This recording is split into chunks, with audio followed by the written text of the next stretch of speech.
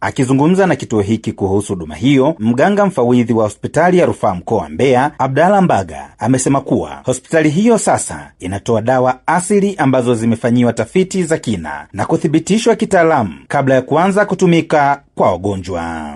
Sisi hospitali ya rufaa mkoa wa Mbeya ni moja kati ya vituo ambavyo vilichaguliwa au vimechaguliwa kutoa tiba mbadala au dawa za tiba mbadala Tanzania bara.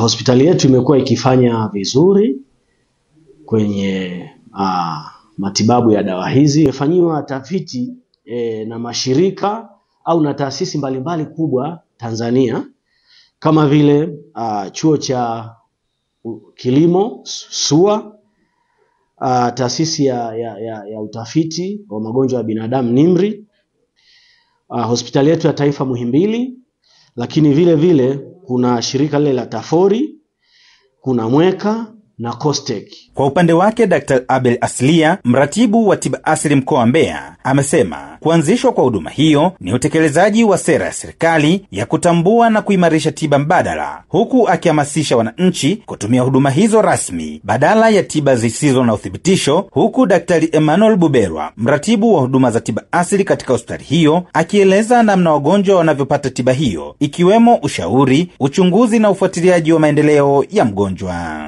Ni huduma ambayo inatolewa na wataalamu ambao ni wa huduma za tiba asili.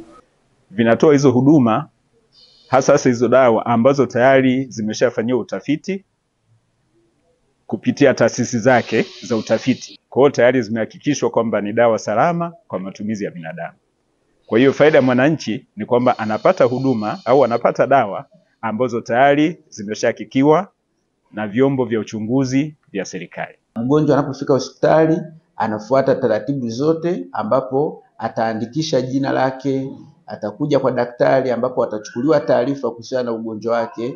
Baada hapo atafanyiwa vipimo vya maabara na vipimo vingine. Mara baada ya kuthibitisha tatizo alilokuwa nalo, ndipo ambapo kwa kujadiliana mgonjwa na daktari, mgonjwa atachagua kupata matibabu kwa njia ya dawa za kawaida au dawa za tiba mbadala. Baadhi ya wananchi waliotumia huduma hiyo wameeleza jinsi walivyopata msaada kupitia tiba asili, wakieleza kuridhishwa na huduma pamoja na maboresho waliyoona katika afya zao. Nilikuwa na shida ya vidonda vya tumbo, lakini baada ya kutumia peptin kwa muda wa wiki 2 niliendelea vizuri, na kutokea hapo vidonda havijawahi kunisumbua tena. Nilikuwa nasumbuliwa sana na vidonda vya tumbo.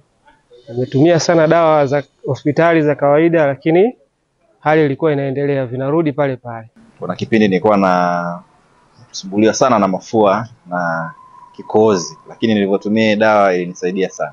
Kutoka hapa hospitali ya rufaa mkoa wa Mbeya, mimi ni Samuel Mpogole, Hope Channel Tanzania.